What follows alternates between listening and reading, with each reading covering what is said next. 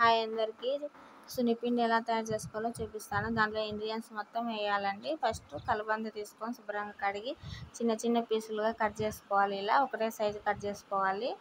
ఇది సైడ్కు ముళ్ళు తీసుకోవచ్చు, తీసుకోకపోవచ్చు. ఇది 5 మంత్ బేబీ నుంచి ఎవరైనా యూజ్ చేయొచ్చండి. బాగా ఉపయోగపడుతుంది, బాగా పనిచేస్తుంది చర్మం మీద. తర్వాత తంగిడి పూలు ఫ్రెష్గా ఉండేటివి కావాలి. ఇలా ఇవి పక్కన పెట్టుకున్నాము. గులాబీ రెక్కలు, మల్లెపూలు ఇవి వాసన రావడానికి ఇవి పక్కన పెట్టుకొని ఎండకు ఎండబెట్టుకున్నాము.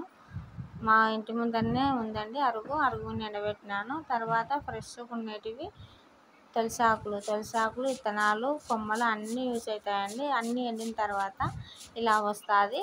తంగేడు పూలు, గులాబీ రెక్కలు, ఒట్టివేలు, తులసాకులు, కరివేపాకు, పట్టిక ఇవేళ్ళ పక్కన పెట్టుకుందాము. తర్వాత పెసుళ్ళు, మినుములు, మెంతులు, ఇవి బియ్యము అన్నీ వేసి పెట్టుకోవాలి పక్కకు.